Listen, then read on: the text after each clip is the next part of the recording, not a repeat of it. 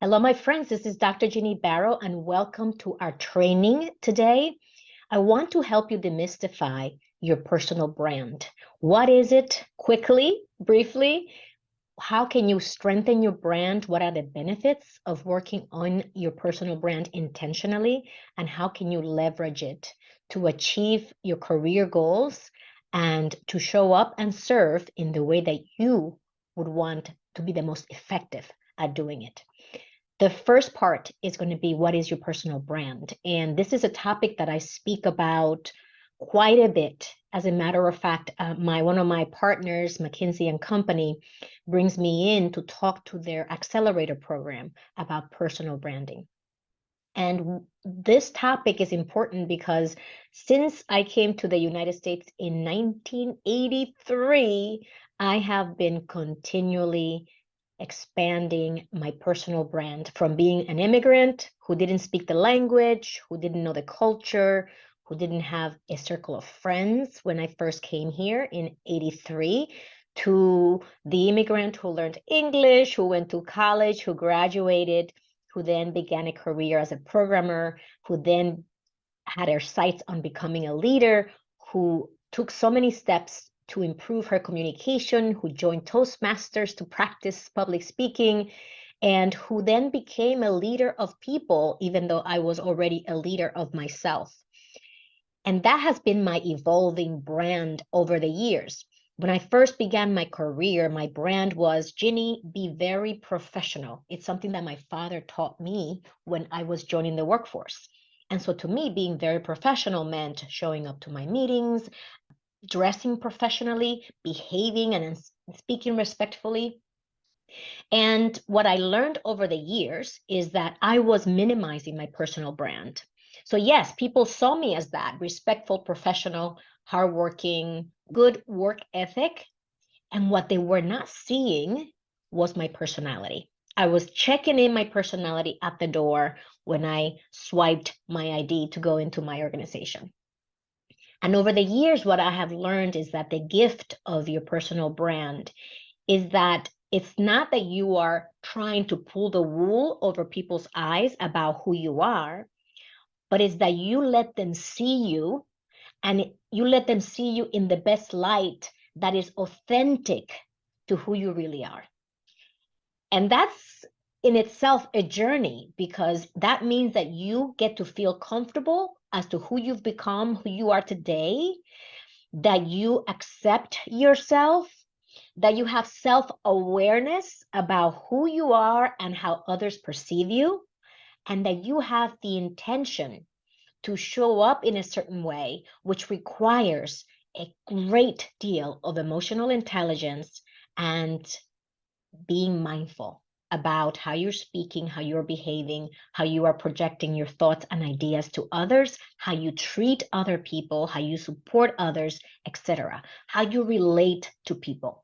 This is all part of your brand. So how can we build a personal brand that's authentic, that reflects who you truly are, and that doesn't hold back like I did when I started my career? And for years, I held back my personality. How can you accomplish that?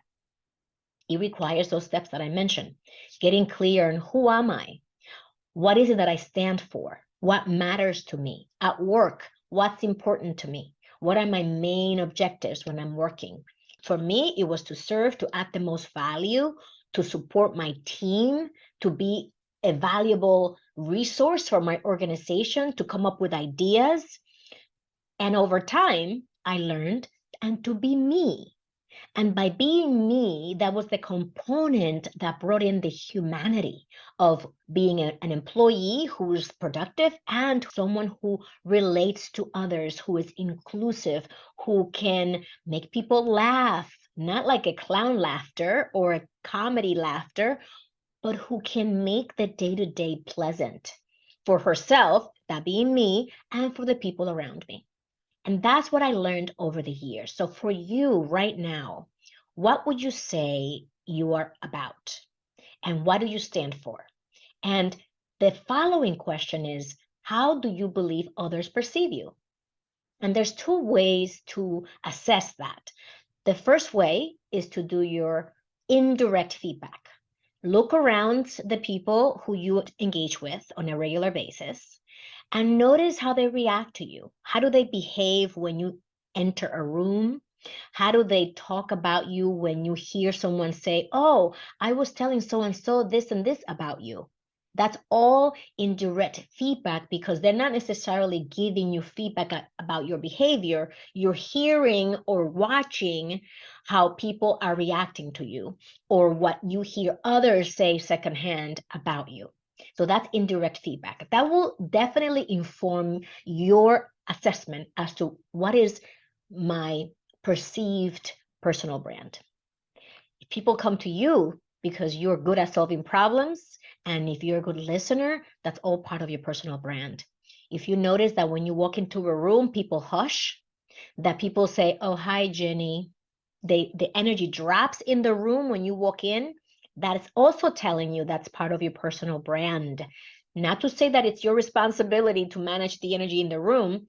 Simply notice what happens when you walk into the room. Notice how people either tell you things or they don't tell you things. Do people feel safe that if they share something with you, you're going to keep it to yourself? Or do you have a reputation for being the person that once someone tells you something, the whole company will know it within 10 minutes? That's also part of your brand. Not only the positive things are part of our brand, the negative, our shadows, as we call it in the coaching world, are also part of our brand. And our work together, as I coach you today through this training, is to raise your self-awareness about what that is and to be intentional about developing the brand that you want to promote so that the narrative out there of, wow, Ginny is someone who always does what she says she's going to do. She's reliable. I can always count on her. Or Ginny is that person who tells you she's going to do something. She never does it. She'll tell you she'll be there at a certain time. She doesn't arrive. She's always at least an hour late. Wow. Yes, that is part of your brand too. And by the way, if you're being honest with yourself, you will notice that you know already things that you need to improve. Like you may say, "I'm not a good listener, Ginny," or "I'm very impatient," which means that you interrupt people when they're speaking. That used to be me, by the way. I take all responsibility. And I've been working on that, and I've gotten so much better at it. Because in my personal life is different from when I'm coaching, right? When I'm a coach, I'm fully present, I'm listening. In my personal life, I don't have my coach's hat on. So I've had to transfer some of those traits that I so enjoy and who that benefit me in my professional life into my personal life. So that's one way you can do the assessment, indirect feedback. The other way is to do direct feedback. So ask your trusted circle of friends. You can send them a text, you can send them a Slack, an email, whichever way you find is most appropriate for your people. You can ask them, people you trust, if you had to refer me to someone, what would you refer me for? And that will allow them to tell you how they see you, the superpowers they see in you. Most likely, they're not going to give you negative feedback as to, well, you're somebody who doesn't listen, you always interrupt, you're always late. I doubt that someone will give you that direct feedback. It's too abrasive, and most people will not feel comfortable giving you that type of feedback. But if you have someone in your circle who you truly trust, like I had a handful of very close colleagues and friends who I'm still friends with back in the corporate world. If you have those, you can actually ask them. If you had to give me a piece of advice about 1, 2, or 3 things that if I were to improve those things, I will become much more effective in my role based on what you knew about me, what would those be? And a really close friend will tell you that. And it's given with love and compassion, right? You're not asking them to criticize you and to throw you under the bus and do anything like that, but simply this is between you and them. And that will be direct feedback. So when you finish your assessment, look to see where you are. How do people view me? And how do I view myself? And you may also notice how you treat other people, because that's a big portion of your personal brand. How do you treat people at your level? How do you treat people above you, people who report into you, other leaders across the organization, the people at the security desk, the folks that clean the bathrooms at the company, the folks that are staffing the cafeteria? How do you treat people?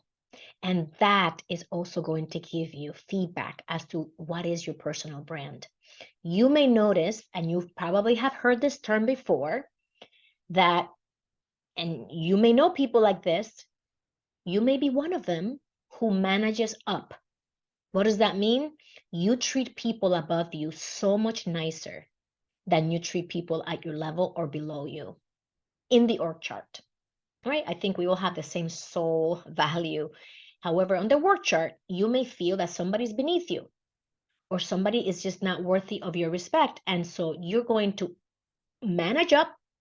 You're going to be the best employee for your managers and above, and you're going to be a crappy colleague to those who are at your level and below because you don't want to waste your time with them. There's nothing they can give you that has value. And of course, I'm saying this facetiously because if you know anything about me, you know that I value relationships across the board, up, down, sideways, so much. And the reason why I'm bringing up the topic of being someone who manages up is because that also becomes part of your personal brand. People know you do this if you're doing it. And there is nothing that makes you look more inauthentic than when people notice that you're treating people differently. You say one thing, perhaps you do another thing. That's not having integrity and congruence between who you are and what you are saying, which of course erodes trust between others and you. And that is the opposite of what we're trying to accomplish. If you want to strengthen your personal brand, make an assessment of how you're treating people and adjust. If you find yourself that you are managing up, you may want to consider, what would it look like for me to respect and value my peers and my team as much as I respect and value the managers and people at the manager level? That's a great question for you to answer. If you find that you're treating everybody the same, you can speak to the CEO in a respectful way, and you can speak to the cafeteria staff in a very respectful way, then you know that that's also part of your brand, which is a beautiful thing. And of course, I am biased because you know that I come from a very impoverished background. I was born and raised in Dominican Republic. I came to the US as an immigrant, as I began to share during this training. And so for me, I remember what it was like when I didn't speak the language and I would go to a store. And I remember how some people treated me when I wasn't fluent and didn't communicate. And perhaps people thought things about me that weren't true simply because of my circumstances. And I also remember living in a neighborhood that wasn't the best neighborhood in the world, where there would be potentially people in the corner who were perhaps transacting with illegal substances. And I had no choice but to be part of that environment because that's the place that my parents could afford to live. And to be mistreated simply because of where I lived, or the fact that I didn't speak the language, or the way I dressed because I couldn't buy brand name clothing, that to me was not something that felt good. And so as a professional, as a woman who has made it from that background and is able to do this today, who thankfully to my mentors, my parents, teachers, who received an education that allowed me to rise above the poverty level and who had the courage to believe in herself and go for it and become a professional, I would say that it is important for me to make sure that I treat everyone with respect, because I know that people have all kinds of circumstances, and I know that everyone is valuable. And I also understand that I can learn from everyone around me. Whoever that is, I can learn from you if I am listening to you, and if I respect you. Now, you may say, Ginny, there's people around me who I don't respect because of who they are, what they say. I just don't respect them. So you don't have to be fake. You don't have to pretend to like people you don't like, because then that becomes part of your brand, that you're being fake and that you pretend things that you don't really mean, especially when you are nice to someone and then behind their back, you're bad mouthing them. That also becomes part of your brand. All of what you do is under a microscope and is defined under the umbrella of your personal brand. And so this is the assignment for you today, to do the personal assessment and assess, how is my brand today? Where do I feel that I am misaligned between who I am, the way that I was when I wasn't bringing in my personality, my sense of humor, and who I'm showing up as? And if you figure out that, wow, there is a misalignment, what are you going to do about it? How can you begin to take a small step in one particular area of your brand, perhaps treating people the same? How are you going to begin to make that alignment? That is going to be your homework. And if you want to share what you've learned with me, I would love to support you in strengthening and elevating and creating an authentic personal brand that's going to support your ambitions, your desire to grow and advance. If you are a leader and you want to ensure that others around you see you as that capable, strategic, and tactical, and supportive, and inclusive leader, what needs to happen for you to show up that way? All that I'm saying is that your personal brand will shine when you become a more authentic human being who understands what you're about, what your purpose is, how you want to be remembered, and then align your actions, your words, and your thoughts to reflect what that brand is. Meaning, be you, be the best version of you. And that is how you build your personal brand authentically, and then sharing that with the rest of us. Once you do that, you're not fake, you're not pretending, and you're not feeling this cognitive dissonance inside of you because who you are and who you're being are different. Finally, another aspect of your personal brand that most people don't speak about is your energy. Your energy can be contagious, or it could be like a repellent. And that goes hand in hand with the topic I raised already around what happens when you walk into a room. Do you feel that you drain the energy from the room, or do you feel that people get excited when you walk into the room because they know the experience they're going to have engaging with you is going to be a positive one? Your energy is one of the ways in which we can influence people. When you bring an open-mindedness, when you show up inclusive, when you are open to listening to people and to first understand before you're understood, that energy is one that is welcoming to people, one where they know they're not going to get railroaded, where they are going to be part of a respectful interaction and not feel bullied. That also is part of your energy, and it influences your executive presence, and it influences your ability to help shift and to help change how people are thinking and the steps and the direction in which they go, which increases your influence overall. That also becomes part of your personal brand. So be conscious about your energy. How energized am I when I walk into a room? Or do I look like I am so tired all the time? If that is how you show up at places, you drag yourself from meeting to meeting, virtual or live meeting, that is your personal brand too. Notice how you're showing up to places, how energized you feel, how you project your ideas, because that is going to create enthusiasm, motivation, inspiration, or is going to drag people down? If you ask me, Ginny, which one would you prefer? Obviously, I prefer the former. I want to be the person who walks into a room and there's a little charge that happens when I walk in. Because when I sit next to you, I'm going to engage you politely, respectfully, and you're going to leave our engagement better than how it was before we engaged.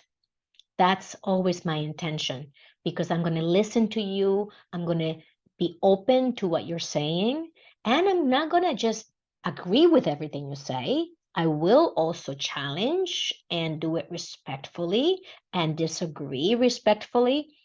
However, you will feel seen after our interaction.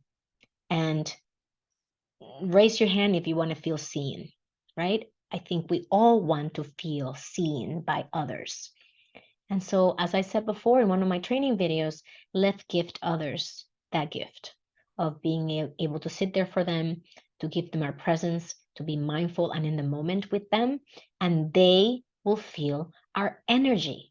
And that is a gift that we all have that you may not be leveraging right now. So I am hopeful, although hope is not a strategy, but I am encouraging you. How's that? To think about your energy, how you're leveraging your energy, how much energy you bring or not into your engagements, and to be more mindful about bringing your energy to those engagements. And then notice what happens. Because if what I've experienced is true for you, people will actually say to you, I love your energy. And that is something that is to me a gift that they're gifting me when they say that, because I bring it. And the fact that they acknowledge it, it's a bonus, because I feel amazing when I bring it. And that's my invitation to you, to assess what your personal brand is, choose what you want it to be going forward, align your actions, your thoughts, and your behaviors and your words to that, and voila, there you have it. I love to speak about personal branding. I love to customize talks the way that I'm doing this for many of my partners at this junction in the year. Many of my partners are reaching out because they're setting up their programming for the year. If this is a topic, personal branding, that you want to bring to your organization, to your Hispanic, Latino, ERG, or to your women's business group, I would love to support you in helping your audience, helping your employees learn more about how to develop a strong personal brand that will help them grow and advance, which will support your company's brand powerfully, because you have employees who are self-aware and who understand the value of how they show up and how they influence and impact others around them. I would love to be your partner. You can always find me at callwithginny.com. Live with purpose, live with joy. I'll see you soon.